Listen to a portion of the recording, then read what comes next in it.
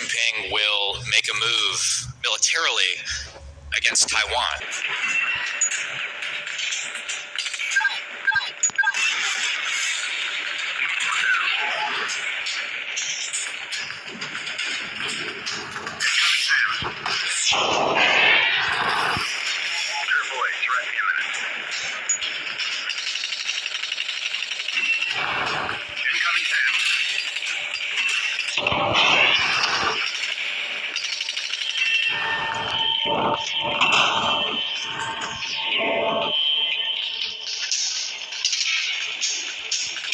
Good shooting.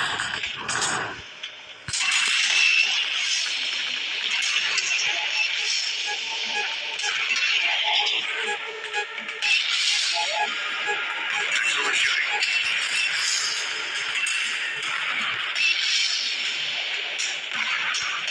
Be advised, gunship inbound.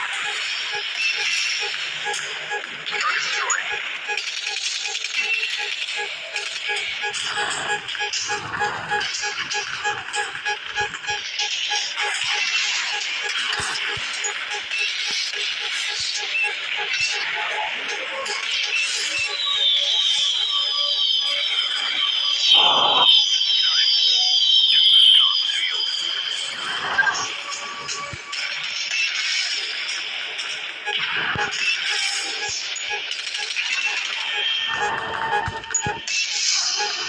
Incoming SAM.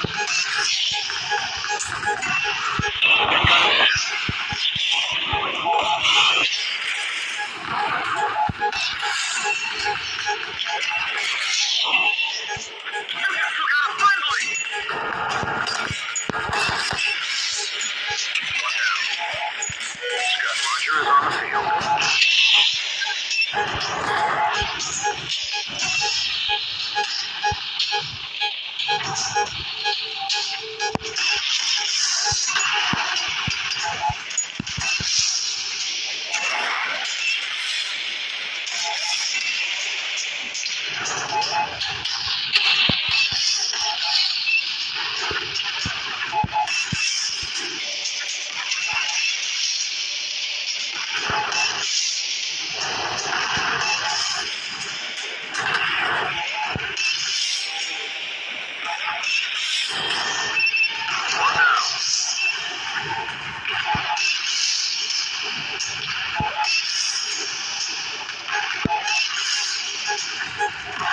Nice. Tunguska on the field. Tunguska on the field. Be advised, gunship inbound. Incoming SAM. Incoming SAM. Incoming SAM.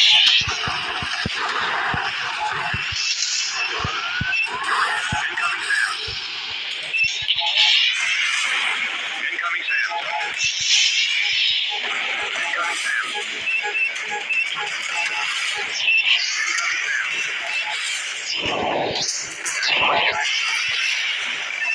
Incoming SAM. Incoming SAM. Pilot, bring her on in.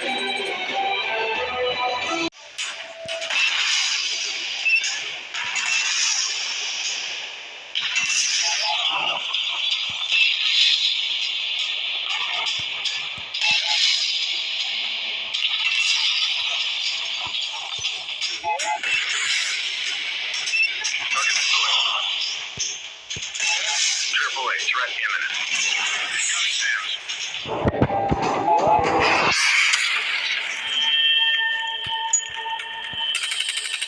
Good shooting. Target destroyed. Check for that.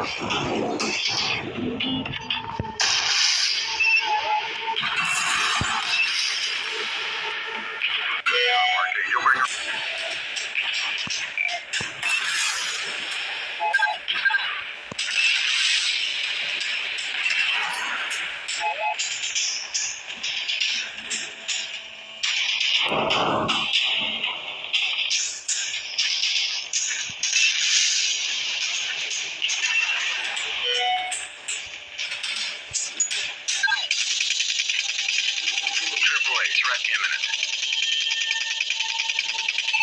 Your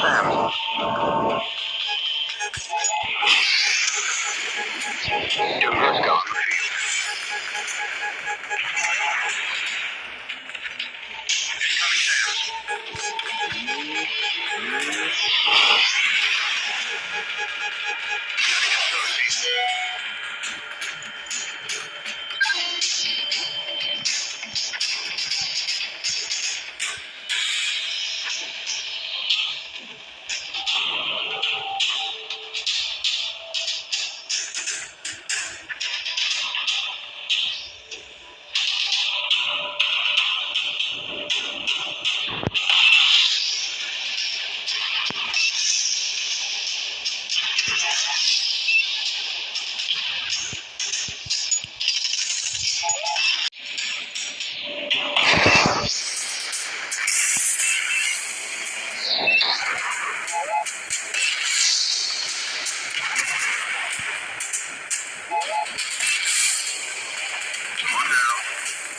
Triple A threat imminent. Incoming Sam's.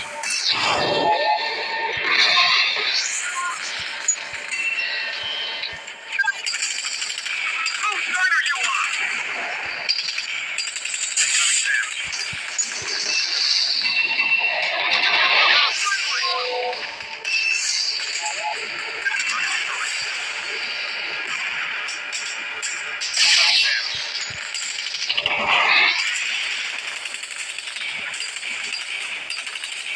One down.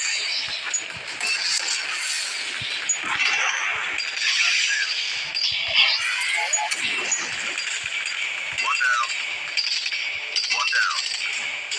Triple A threat imminent.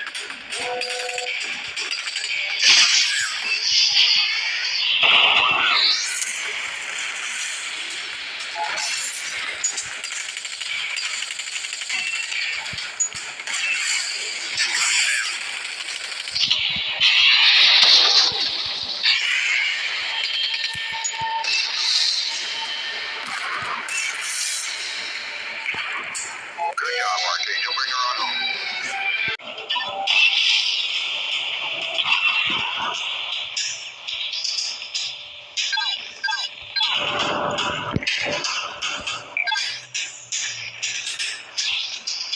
Triple A threat imminent. Incoming Sam's. HVT is running for it. Take him out.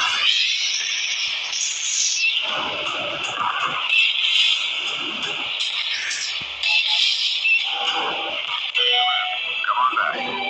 He is running for it. Take him out.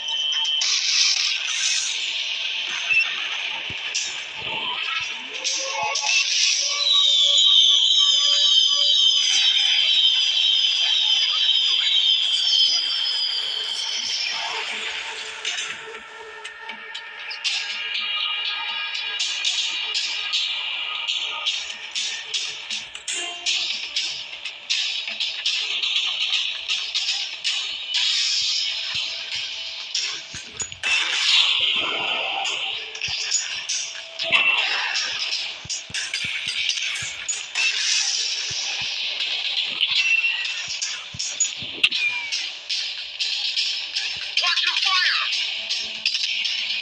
Watch your fire!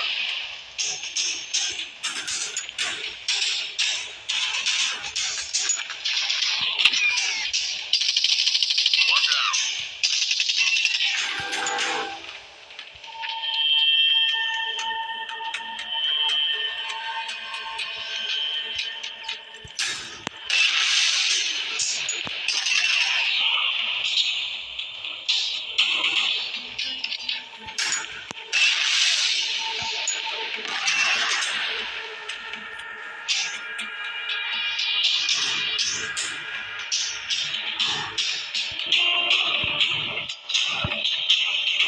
Carefully, threat imminent.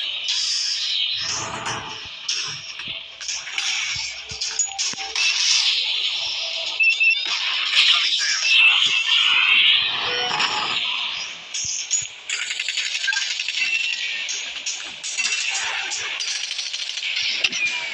Target destroyed. Incoming SAM.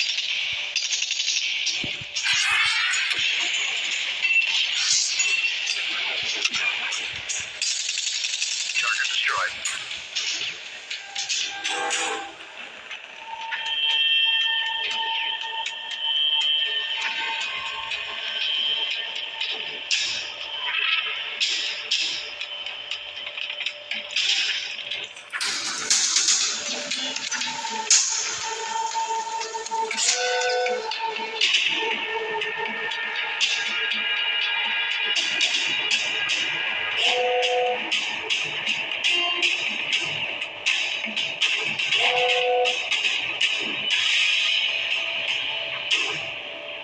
Come on back.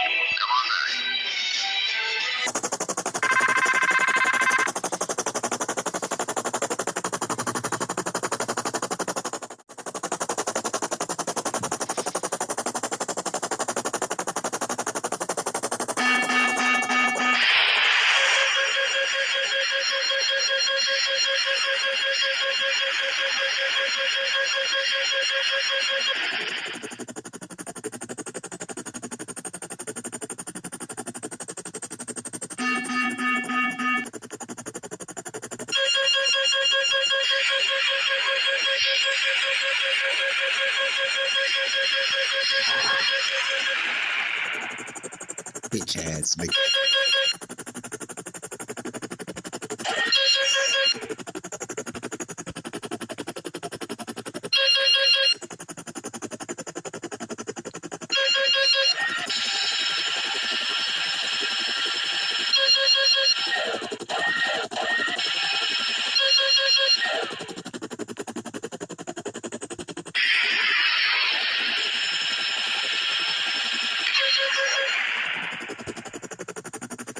I think they toy broken.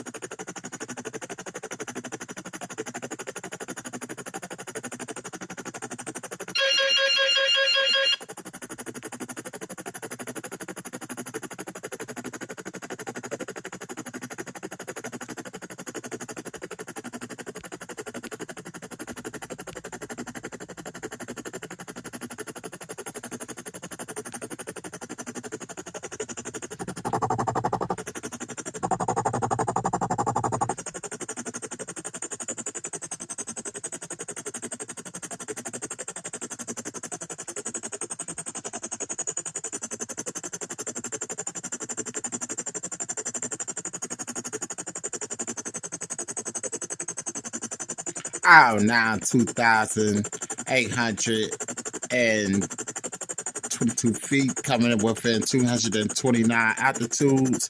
I'll be turning this bad boy back around at 3,000 altitudes and 94, coming about 227 knots.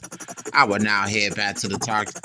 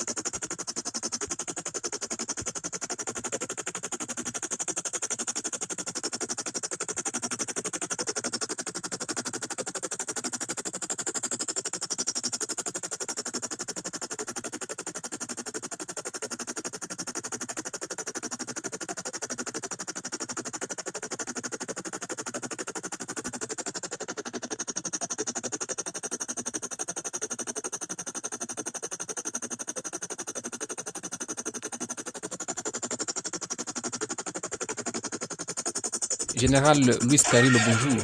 Bonjour. Présentement, vous êtes en mission à Beni. Comment circonscrire votre mission dans cette région, dans cette période particulière où Beni connaît une insécurité grandissante?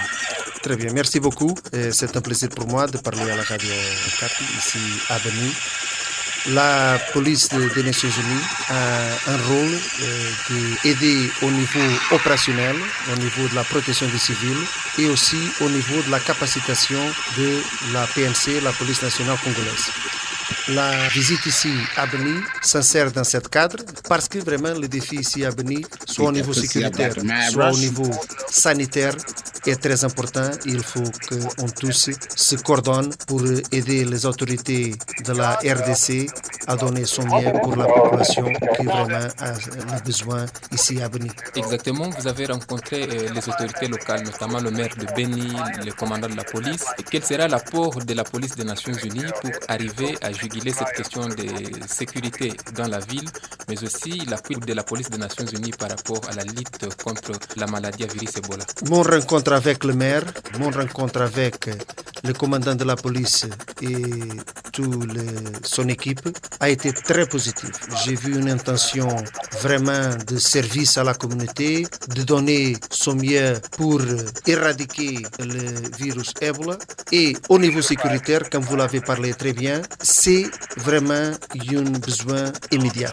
La responsabilité de la police nationale congolaise avec tous les autres acteurs sécuritaires congolaises, c'est très important. Et la MONUSCO, particulièrement, et je parle de la police des Nations Unies, de donner son soutien à la police nationale congolaise et ensemble avec la communauté, parce que la responsabilité de la sécurité dans un pays, dans un endroit, c'est pas seulement une responsabilité de la police, c'est une responsabilité de tous les acteurs. Et ici, à Beni, nous savons qu'il y a des défis au-delà de la criminalité. C'est cette conjugation, cette synergie des efforts que nous tous avons pour aller un jour avoir une vie en paix et sécurité. Et nous avons tous cette obligation de donner un meilleur avenir pour les enfants de la RDC. Nous avons vu dans le passé la police de la MONUSCO qui formait la police de la RDC pour la sécurisation des élections. Est-ce que ce travail est fait parce que nous n'avons pas encore vu la police des Nations Unies engagée aux côtés de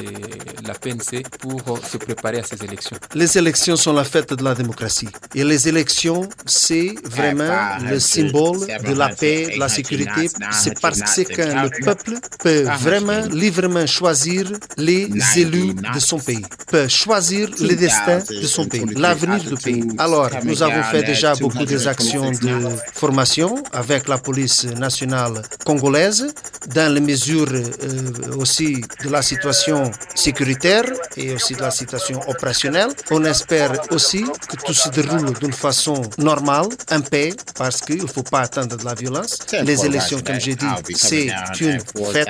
Il faut que le peuple a cette possibilité de voter en paix et en sécurité. Et alors, la police des Nations Unies tout fera dans la mesure de nos possibilités, ensemble avec nos camarades, pour donner notre soutien, notre appui à la police nationale congolaise et à toutes les autorités dans la mesure des besoins et des ressources pour avoir des élections en paix et sécurité. Général, vous venez de mettre fin à votre mission dans cette région de Beni. Est-ce que vous avez un message particulier que vous pouvez lancer à la population congolaise et particulièrement à la population de Beni à l'issue de cette mission? Il faut qu'ensemble, la population, les forces de sécurité, surtout la police nationale congolaise, avec le soutien de la police des Nations Unies et tous les autres acteurs, qu'on va ensemble à la paix et à la sécurité. J'ai eu la possibilité quand j'étais commissaire en Centrafrique, à la MINUSCA, d'avoir dans mes rangs des policiers et policières de la police nationale congolaise. Ils ont été parmi les meilleurs. Alors, le dernier message que je veux laisser, c'est qu'il faut que la population de la République démocratique du Congo croit à la police nationale congolaise et je crois que ensemble, une fois de plus, ensemble, le futur sera vraiment bon futur pour tout le monde. Vous pouvez compter sur la police des Nations Unies, mais la sécurité, que c'est la partie principale de vie dans une société, peut seulement être achevée si ensemble et en synergie, les forces étatiques, les forces de sécurité, la population donnent son mieux. Et je crois que vraiment la RDC c'est un pays très important, pas seulement en Afrique, dans le monde, que le futur sera beaucoup plus mieux pour les enfants de la République démocratique du Congo. Général Luis Carrillo, nous vous remercions d'avoir répondu à nos questions. This is a world where a major crisis halfway across the planet could well endanger the lives of Americans here at home through the disruption of our pipelines, the severing of our telecommunications, the pollution of our water facilities, the crippling of our transportation modes, all to ensure that they can incite societal panic and chaos and to deter our ability to marshal military might and civilian will. Now, the threat is not theoretical. Leveraging information from our government and industry partners, CISA teams have found and eradicated Chinese intrusions in multiple critical infrastructure sectors, including aviation, water, energy, transportation. Now, based on this information, this is likely just the tip of the iceberg. So we're working aggressively with our partners in industry and across the U.S. government to take action now, knowing that this threat is real and this threat is urgent. First, through authorities from the Congress, based on a recommendation from the Cyber JCDC to catalyze robust operational collaboration with industry and government to enable us to uncover additional Chinese malicious activity and to develop ways to more rapidly detect it. We are also using our free services and resources in providing intelligence to critical infrastructure owners and operators across the country so that they can detect and prevent Chinese malicious activity. And we're using our now hundreds of subject matter experts and advisors across the nation to work directly with businesses to help them improve the security and resilience of the critical services that Americans rely on every hour of every day. The reality is, however, eradicating Chinese intrusions, bolstering resilience, and even some of the great disruptive work that Director talked about, it's all necessary, but it's not sufficient. The truth is, the Chinese cyber actors have taken advantage of very basic flaws in our technology. We've made it easy on them. Unfortunately, the technology underpinning our critical infrastructure is inherently insecure because of decades of software developers not being held liable for defective technology. That has led to incentives where features and speed to market have been prioritized against security, leaving our nation vulnerable to cyber invasion. That has to stop. Technology manufacturers must ensure that China and other cyber actors cannot exploit the weaknesses in our technology to saunter through the open doors of our critical infrastructure to destroy it. It has to change. We are at a critical juncture for our national security. Today's hearing should serve as an urgent call to action. Specifically, every victim of a cyber incident should report it to CISA or FBI every time, knowing that a threat to one is a threat to all, and cybersecurity is national security. Every critical infrastructure entity should establish a relationship with their local CISA team and take advantage of our free services, including vulnerability scanning, to ensure they can identify and prevent the vulnerabilities that the Chinese cyber actors are using. Every critical infrastructure entity should use these services and CISA cybersecurity performance goals, as well as the advisories that we've published with NSA and FBI and international partners to do the necessary investments in cyber hygiene to ensure that they can protect their networks, including throughout their supply chains. Every critical infrastructure entity needs to double down on resilience. Businesses need to prepare for and expect an attack and test and prepare for and exercise their critical systems so that they can continue to operate through a disruption and recover rapidly to provide services to the American people. Finally, every technology manufacturer must build, test, and deploy technology that is secure by design. We have to drive towards a future where cyber actors cannot take advantage of technology defects to break into our critical infrastructure. This is a future underpinned by a software liability regime based on a measurable standard of care and safe haven for those software developers who do responsibly innovate by prioritizing security first. Now, none of this is possible unless every CEO, every business leader, every board member for a critical infrastructure company recognizes that cyber risk is business risk, and managing it is a matter of both good governance and fundamental national security. Thank you for the opportunity. I look forward to your questions. Thank you very much. General Nakasone, you're recognized. Chairman Gallagher, Ranking Member Krishnamurthy, members of the Select Committee, I'm honored to represent the men and women of U.S. Cyber Command and the National Security Agency as my time as the Commander and Director draws to a close. Thank you for this opportunity to reflect on the considerable changes I've witnessed in the technological and operational environments over my nearly 6-year tenure, and to hear your concerns. The People's Republic of China poses a challenge unlike any our nation and allies have ever faced, competing fiercely in the information domain. PRC cyber actors are pre-positioning in our U.S. critical infrastructure, and it is not acceptable. Defending against this activity is our top priority.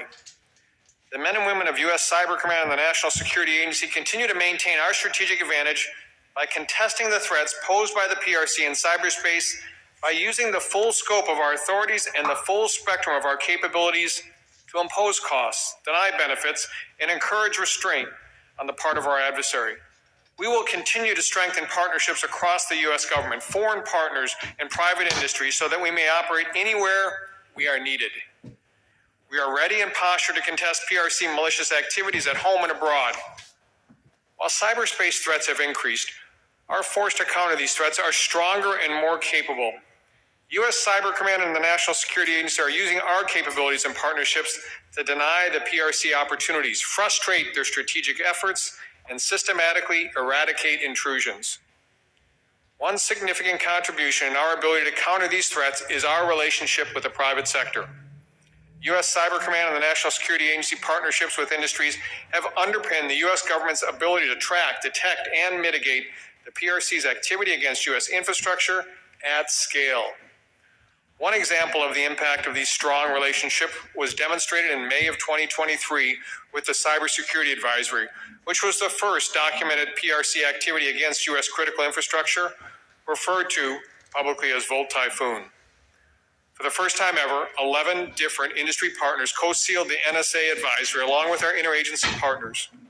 Additionally, other industry partners contributed behind the scenes in partnership with our Cybersecurity Collaboration Center.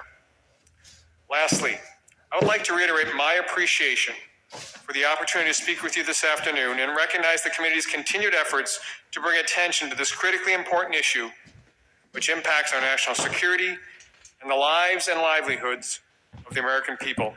I look forward to our conversation. Thank you, sir. Director Easterly, your opening statement, both written and spoken, I commend the written statement as well, really kind of teases out the troubling implications of an attack on our critical infrastructure.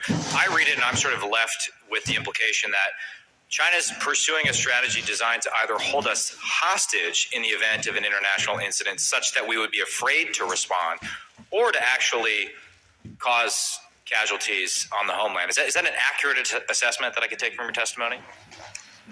Absolutely. So, as I mentioned, as I alluded to, it is Chinese military doctrine to attempt to induce societal panic in their adversary. And arguably, the Chinese government got a little bit of a taste of this in the aftermath of the ransomware attack on Colonial Pipeline, May of 2021, that shut down gas to the eastern seaboard for several days. Americans couldn't get to work. They couldn't take their kids to school, get folks to the hospital.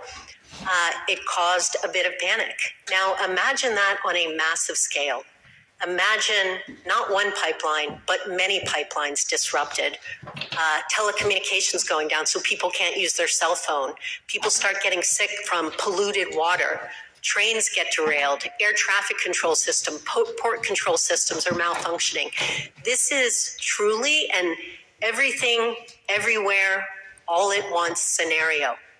And it's one where the Chinese government believes that it will likely crush American will for the U.S. to defend Taiwan in the event of a major conflict there. Now, this is also a scenario that we can and indeed must prevent through both the robust practices that I mentioned in my statement, which amounts to deterrence by denial and resilience, but also through the deterrence and escalation of punishment, a credible threat, and then perhaps most importantly, through American strength and unity and the power of our values.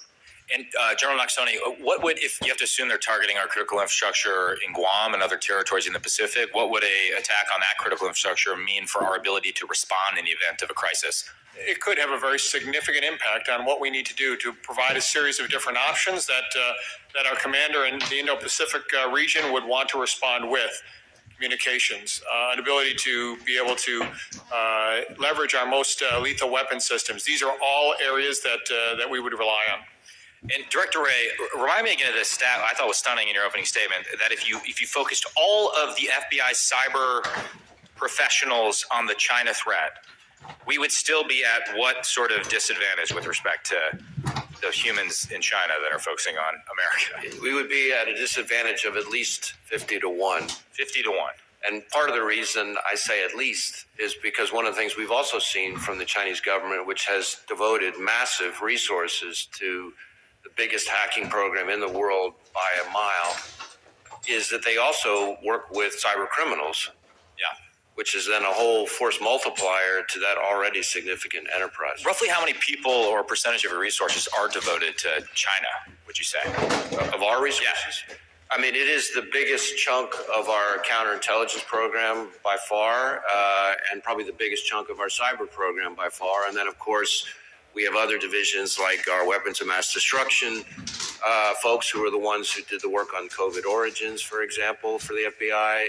We have criminal folks, criminal investigation folks working on sort of the fentanyl part, which of course much of that is coming from precursors in China. So it's really a threat that pervades and permeates almost all of our programs. And you have previously testified when it comes to TikTok that it screams of national security concerns. Why? What is the risk posed by TikTok, in your opinion? Well, the most important starting point is the role of the Chinese government. The app's parent company is effectively beholden to the Chinese government, and that is what in turn creates a series of national security concerns in the PRC government's ability to leverage that access or that authority. So first, the data. It gives them the ability to control data collection on millions of users, which could be used for all sorts of intelligence operations or influence operations. Second, the recommendation algorithm, which could be used for all sorts of influence operations or to sow divisiveness, discord. And again, that's something that we wouldn't readily detect, which makes it even more of a pernicious threat. And AI, of course, enhances all of that. Their ability to collect U.S. person data and feed it into those influence operations makes it exponentially more dangerous to Americans. And then third and finally, it gives them the ability, should they so choose, to control the software on millions of devices, which means the opportunity to technically compromise millions of devices. So as you put all those things together, it is a threat that I think is very, very significant. And again, it all starts back with the starting point, which is the Chinese government itself and their role and their ability to control these different aspects of it. Thank you. My time has expired. I'm excited to recognize the ranking member because his questioning game and prop game improves with every hearing. So, and as they say, game respects game. The ranking member is recognized.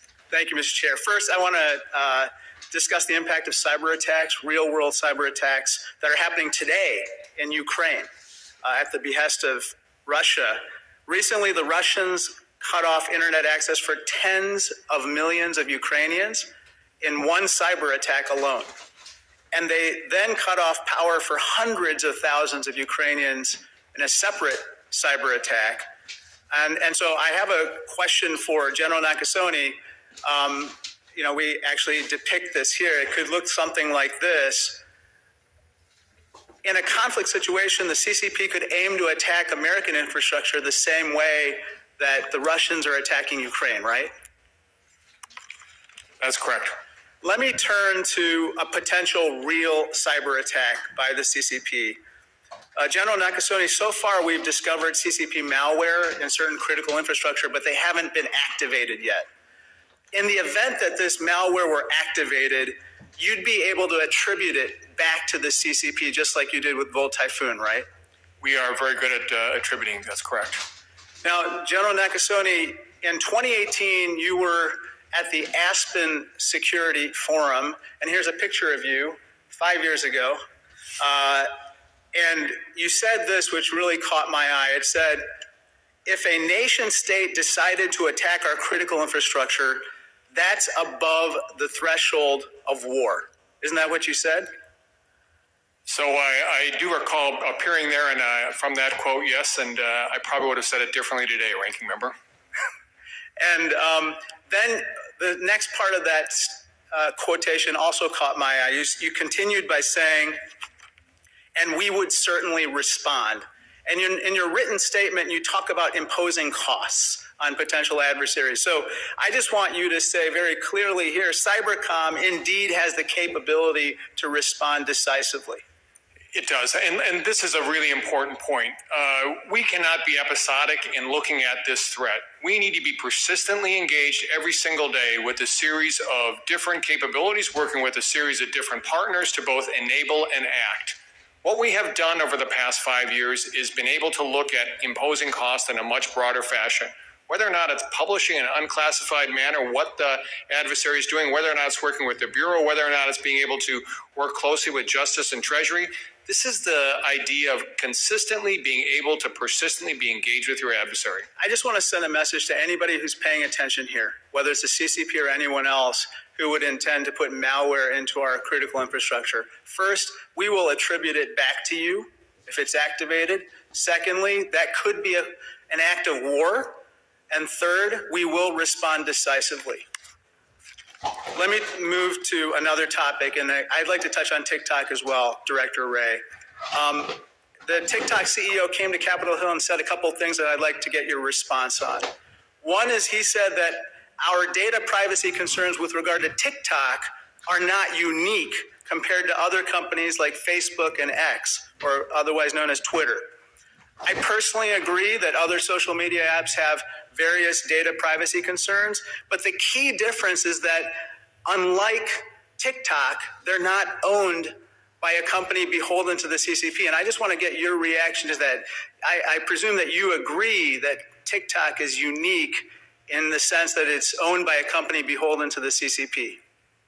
Well, it's certainly unique by compared to Western companies, which are by their very nature not beholden to Western governments. And what makes TikTok so challenging is, and therefore so risky from a national security perspective, is that we're talking about a government in the Chinese government that has over and over and over again demonstrated contempt for the rule of law and international norms. And lines that we consider very important in the U.S. and in the West between the private sector and the government, those are lines that are at best blurry, if not non-existent in the Chinese system. Yeah. Director Wray, I want to ask you about the news that you broke during your testimony. Thank you for your proactive action with regard to disrupting, remotely disabling this Volt Typhoon campaign. A couple questions. One is, in this year of elections, obviously, Wang Yi, the foreign minister, recently told Jake Sullivan, assured him that the CCP is not going to interfere with our elections this year. How do we prevent that from happening? Well, China's promised a lot of things over the years, so I guess I'll believe it when I see it. It would be the starting point. Second, we work very hard across the interagency, all the agencies you see represented here, plus a whole host of other partners, to try to anticipate and prevent any efforts to interfere in our elections. And there have been enormous strides made over the years not just amongst all three of our agencies, but between our agencies and state and local election officials, secretaries of state, et cetera, to try to prevent cyber interference, for example, in our electoral system. And there's, of course, also the pervasive problem of malign foreign influence in terms of disinformation campaigns and things like that. And there, again, we have to work with the private sector and not just the interagency. But all that has to be combined with the public's role in being a more discerning and media literate populace, because they have a role to play here too. Sorry, one last. The routers you talked about, how many states were they located in? I don't have the number of states with me. I know that it was hundreds of routers, and it is a good example of the point that Director Easterly was making in her opening statement. These small office, home office routers were very outdated, which made them easy targets for the Chinese government. And these small office, home office routers were not themselves the intended targets. The targets, of course, were our critical infrastructure. But what the Chinese were doing were using these easy targets to hide and obfuscate their role in the hacking of our critical infrastructure. And so that's why the point that was made about making sure that we're not creating an easier attack surface for them is so important. Mr. Whitman. Thank you, Mr. Chairman. I'd like to thank our witnesses for joining us today. Thanks again for your service. General Nakasone, thanks so much for your 37 years of service to our nation. I'd like to begin with you. There are some that would assert that other nations conduct cyber operations. Some of those things could have consequences on entities like hospitals and water systems and power grids and other civilian targets. What makes the PRC activities like embedding latent malware into systems, what makes it unique in relation to other responsible cyber actors? Responsible cyber actors of democracies like our own do not target the civilian infrastructure. There's no reason for them to be in our water. There's no reason for them to be in our power. This is a decision by an actor to actually focus on civilian targets. That's not what we do. Let me ask this too. The ranking member talked about attribution, determining exactly who was behind the cyber attacks and then making sure that there are repercussions for those actions. I would argue too, it's not just about us playing defense, because we will never get out in front of the insidiousness that happens with cyber attacks and those folks that dream up ways to attack our system. But one thing that we can do very effectively is have a very robust offensive capability as a deterrent, so that folks understand, like China, that if there is a cyber attack on this nation that goes after our critical infrastructure, that what will be coming back their way will be orders of magnitude greater. First of all, do we have the capability to do that? And if so, do we communicate that in various ways so that China knows what the consequences will be if they take such an action? We do have the capability, and we're very, very good, the best. And in terms of the way that we communicate it in many different ways.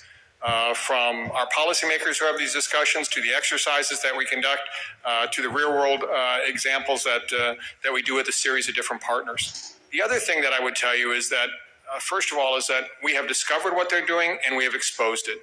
Secondly, the partnerships that exist here between our agencies and our commands is something that concerns the Chinese. And finally, it's the work with the private sector that gives us scale. They may have 50 to 1, but when we have the private sector, we outnumber them. General Nakasone, I'm also very concerned about the CCP pre-positioning within our critical infrastructure like oil and gas pipelines. Give me a reason why someone would pre-position in those critical infrastructure, and what conclusion should we reach as Congress and the American people from these reports? As Director Easterly talked about, this is an attempt to provide the Chinese options in crisis or conflict.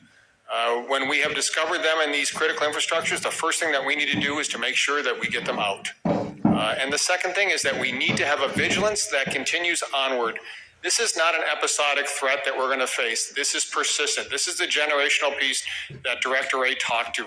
We have to operate every day. We have to have a vigilance. We have to have offensive and defensive capabilities. Director Easterly, you talked about holding software companies liable for the software that they've written for a variety of different sources, especially the electric grid. Give me your perspective on how we would most effectively do that. How could we do that in a timely way? How can we make sure that it's done in two ways to make sure that any future software that's written is held liable for its vulnerabilities, and how do we retroactively then address software that's already there that exposes those liabilities? Yeah, thank you for the question. As you pointed out, this is both a current problem and a legacy issue. Yeah. What is critical is that we start now to develop a regime, and this was part of the National Cyber Strategy, that can actually hold software makers liable for creating defective technology. Because frankly, I believe if we had something like that and that was put in place at the dawn of the internet and when software was developed, we would not be in a world where the internet's full of malware and software is rife with vulnerabilities. So we need a software liability regime that's based on a measurable standard of care, but also safe harbor for those software developers who do responsibly innovate by prioritizing security, not speed to market, not cool features. So that's really important and a place where Congress could be incredibly helpful. We also have been working directly with industry. As General Nakasone pointed out, the force multiplier of having their presence in all of these discussions, industry to put a priority on secure by design software as well as international partners. The last thing that I'd say is we need to ensure that individual consumers are also aware that they need to be asking for products that are secure by design and not defective. We are making things too easy for our adversaries. Thank you, Mr. Chairman. I yield back. Ms. Castor. Thank you, Mr. Chairman. Thank you all for being here today and everything you do to keep Americans safe. Director Easterly, I understand a high percentage of cyber attacks in the U.S. are in the energy sector. How would you characterize the cooperation, the proactive nature of public and private entities across the energy sector? Yeah, thanks for the question. So as the National Coordinator for Critical Infrastructure Resilience and Security, we work with what's called sector committees, essentially, that have representation from critical infrastructure owners and operators. One of the things that I found most impressive since I came into this role is that the energy sector, the people at that table are CEOs. And you do not see that across every sector. And that really shows that CEOs in the energy sector understand this issue and understand the need to make significant investments in their cybersecurity and in their cyber resilience. And so that is a very positive thing. We have catalyzed very good working relationships across the sector, and of course, with the Department of Energy and CSER, which handles all of their cyber work, to ensure that energy companies understand the threat. We did this very aggressively around the Russian invasion of Ukraine as part of our Shields Up campaign, but importantly, understand the steps that they need to take to reduce risk to our energy grid. And the grid across the country is an aging, and often in many places it's decrepit, and there's a lot of innovation going on. There are a lot of new clean energy sources coming online. There's innovation in distributed systems. I think of after Hurricane Ian hit Southwest Florida, the subdivision, the neighborhood that had a distributed system that didn't go off grid. They had backup power. Are you thinking ahead, working with Department of Energy on how to build those more resilient systems where you're not as dependent on volatile fuel sources? You're thinking about the cyber attacks, but also long-term resiliency. How is that working? And do you have any recommendations for Congress on that? Yeah, absolutely. And in fact, that is the key word. We are living in a highly digitized, highly vulnerable, highly connected world where frankly it is impossible to prevent all bad things. It's impossible to prevent disruption. So we have been working with our interagency and our industry partners to focus on that resilience, to expect that there will be disruption and to be able to continue to operate through a disruption and to recover. And some of the exercises that we've worked on with our industry and our federal partners really double down on that concept. Incredibly important. To the point about the aging energy grid, it sort of goes back to Congressman Whitman's question about legacy infrastructure. We also have to ensure that we are investing in building resilience into the legacy infrastructure. It's a difficult thing to do.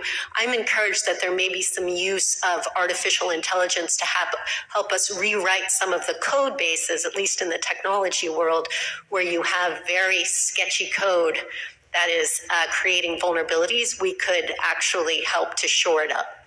And do you want to say anything about these aging routers that Director Ray referred to with Volt Typhoon, and how are they targeting Americans and what folks need to know? Yeah, thanks for the question. So just to help folks understand, and my teammates can weigh in as well, when we talk about malware has been mentioned several times. This is actually not a malware issue. And that's why the name of that cybersecurity advisory was Living Off the Land. What these Chinese cyber actors are doing is essentially finding a vulnerability and then finding ways to live within a computer's operating system. So they're actually very, very hard to detect because they look like any other person who's operating on it, and they've elevated their ability to act like a system administrator. So you really can't tell that's a Chinese actor. That's essentially what they're doing on these routers so that they can build these large, essentially botnets for command and control to allow them to have a launching pad on our critical infrastructure where they take advantage of yet another vulnerability. So the routers themselves may not be aging.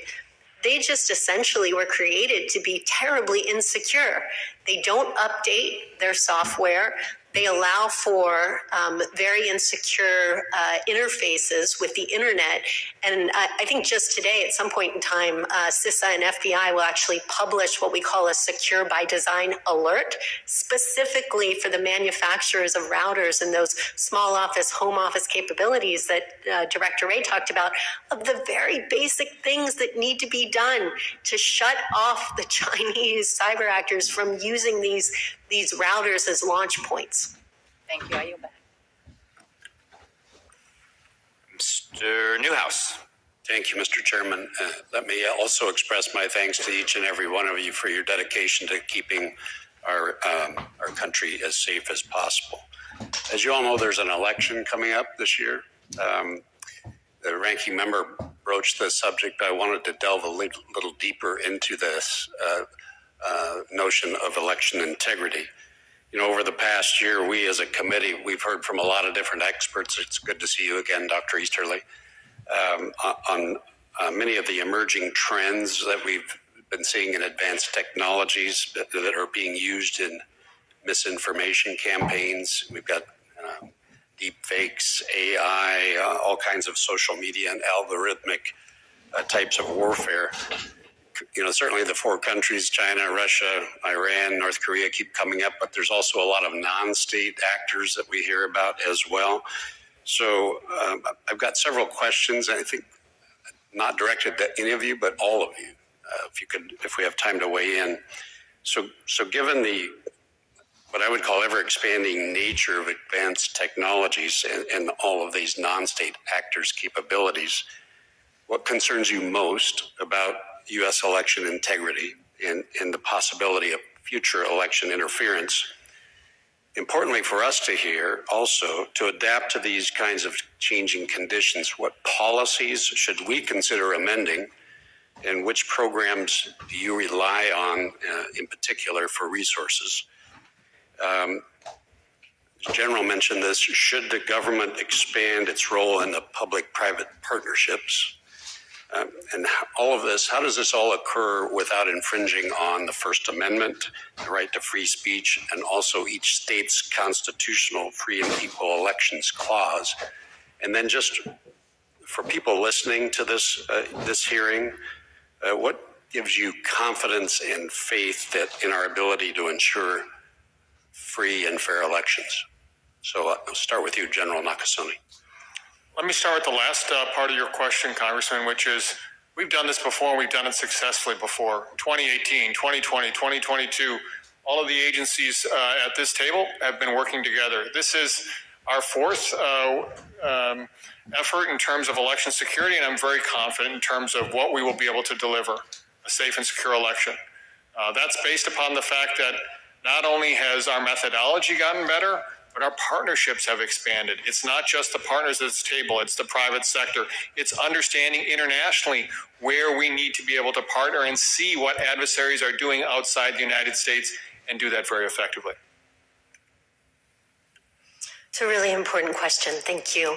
So CISA serves as the Sector Risk Management Agency for Election Infrastructure Security. So we lead the federal effort to support state and local election officials who are those on the front line of managing, administering, and defending election infrastructure.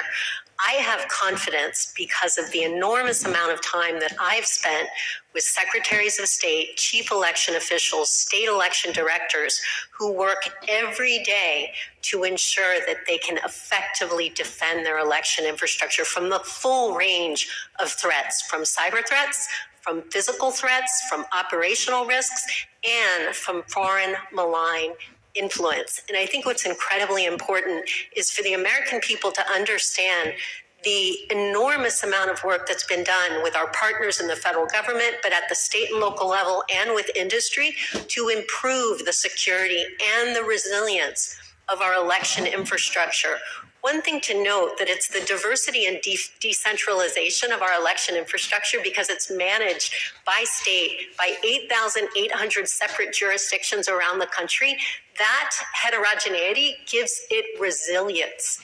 And there's also enormous amounts of controls, physical, technological, procedural, that keeps that infrastructure resilient. So the American people should have confidence in the integrity of our election infrastructure, and every American, if they have any questions about it, serve as a poll worker, serve as an observer, talk to your local election officials and ask them questions. It's a transparent process, but everybody should support their election officials who are working hard to ensure the integrity of our most foundational democratic process. Thank you. Mr. Wright. Well, I would second the remarks of both of my colleagues. I will just add, in terms of things that we're concerned about, you alluded to the role of deepfakes. Obviously, AI will enhance some of the same information warfare that we've seen from our foreign adversaries for quite some time.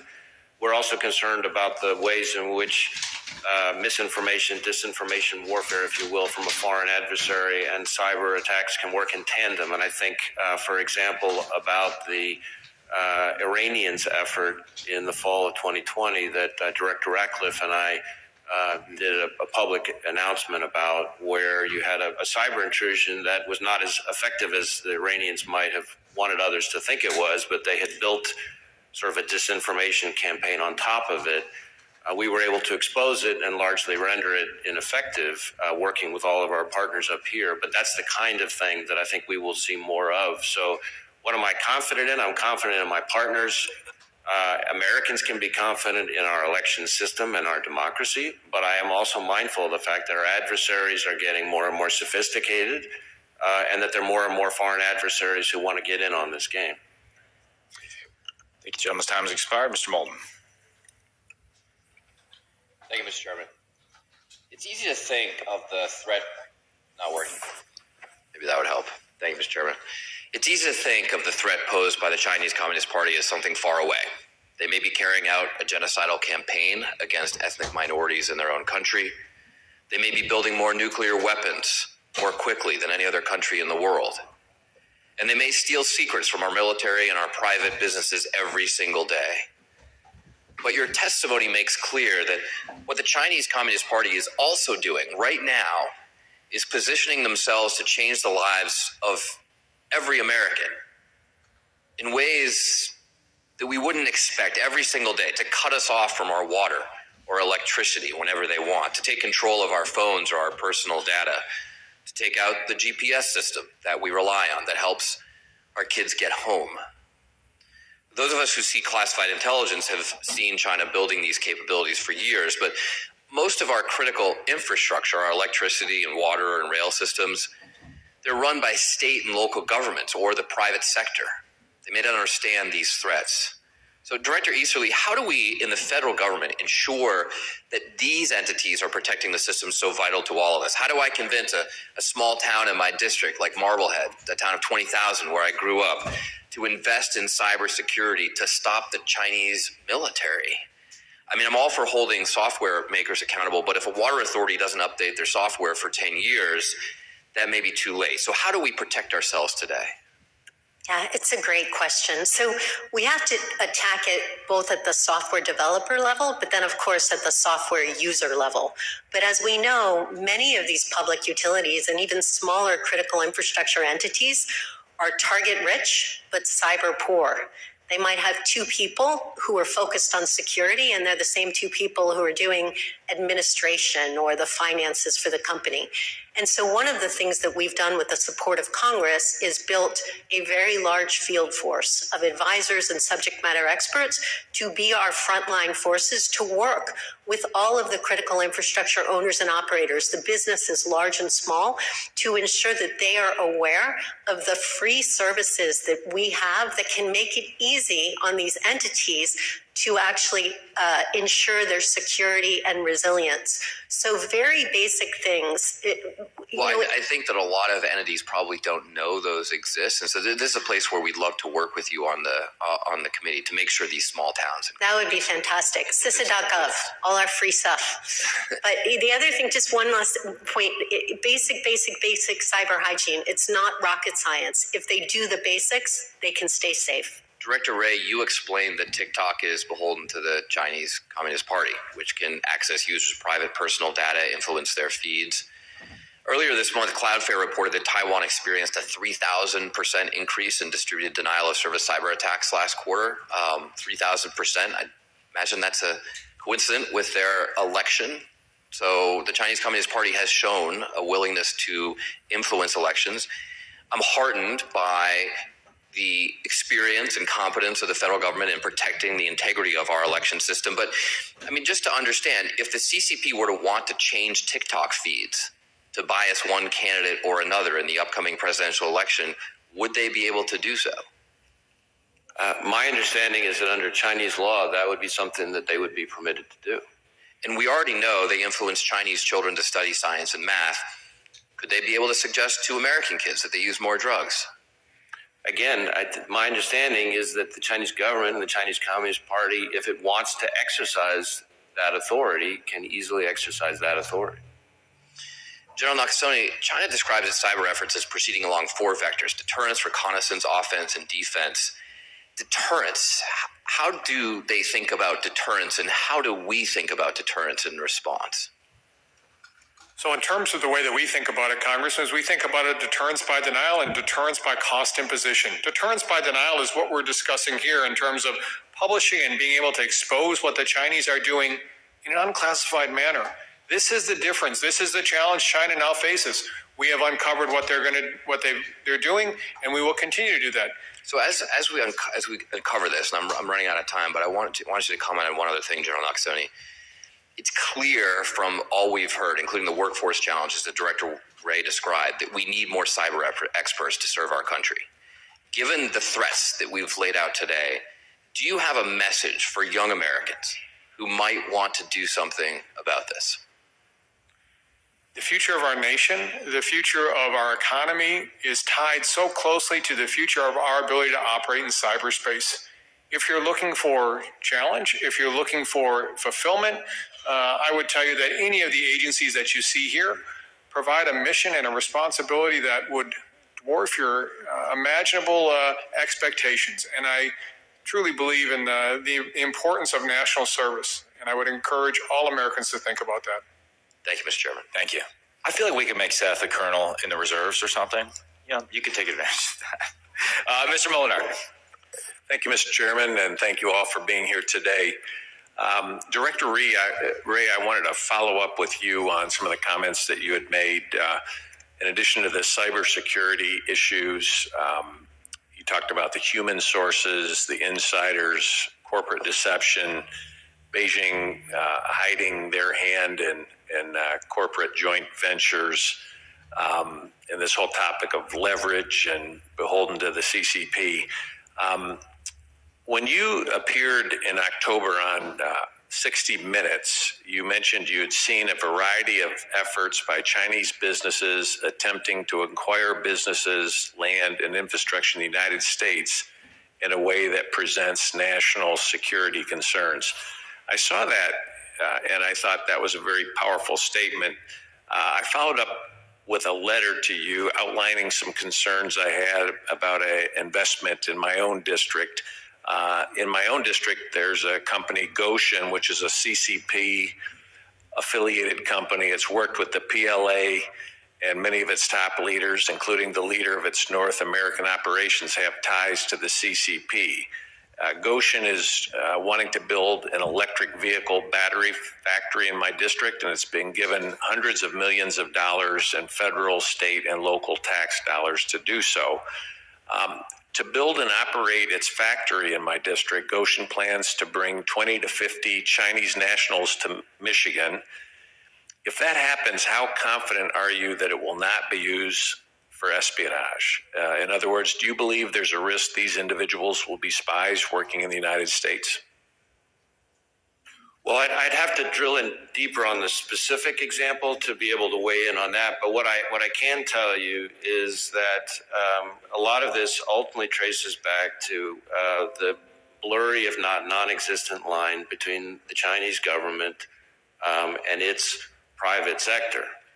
And their ability, the Chinese government's ability to, should they choose to leverage that authority, that reach, that access, in a way that undermines our national security, which is why acquisitions, buying land, buying businesses, and so forth, while maybe legal, can still raise national security concerns because it provides a vehicle for them to, if they want to leverage that access, to conduct surveillance or other operations that undermine our national security. And we've seen time and time again where they have used that access, leveraged that access to do that.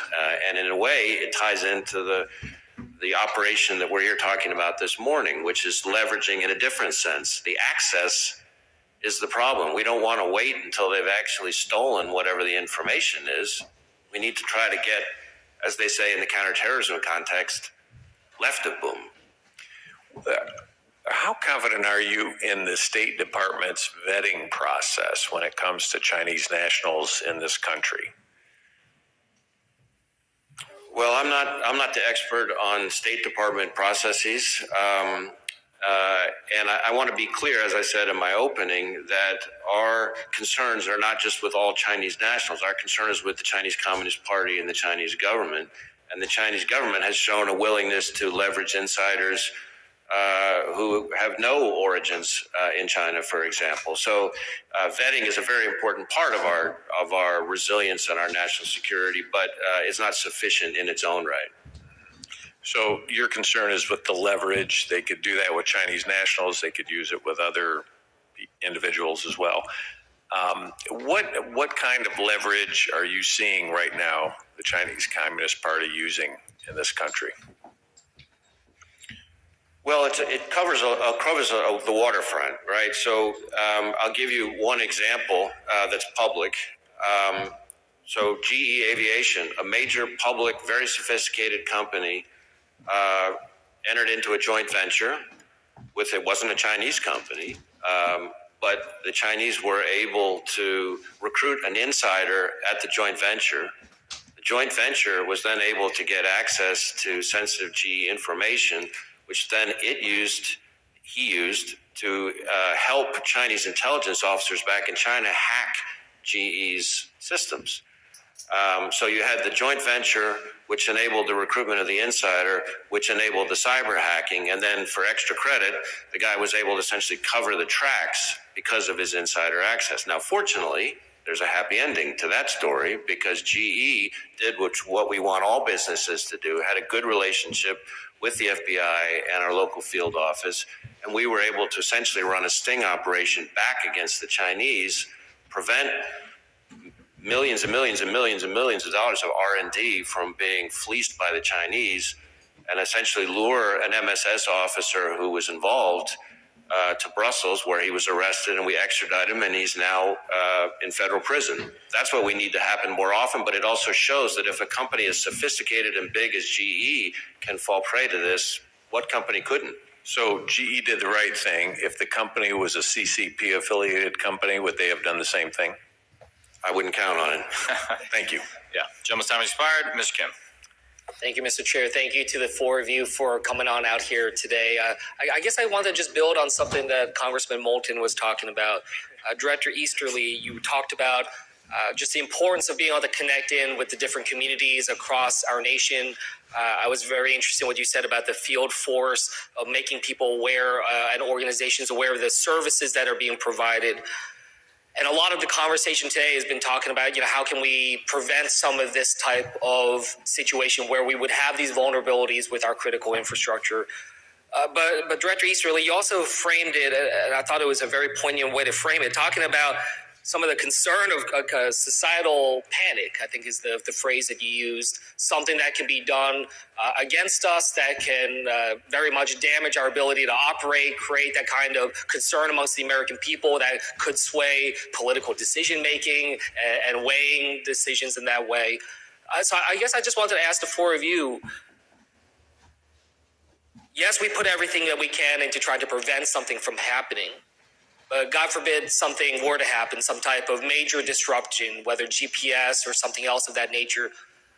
What kind of active planning are we doing in a whole of government way? Are the four of you brought into that type of coordinated effort for that kind of 0 hour, day after type of planning? I just want to have some sort of assurance or some sort of understanding of what kind of work you all are doing in that responsive way, not the preventative way, to tackle this issue and prevent that type of societal panic that you all were worrying us about.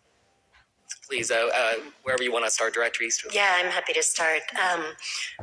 And really, it's not my phrase, societal panic. It's the Chinese part of their doctrine, and it's a pretty scary phrase, frankly. But we are working very closely with FEMA, our partners in the department, and they are going to lead a whole of nation planning effort to ensure that we can respond to significant national security events. Now, this is, of course, building on years and years of national readiness plans and national response plans.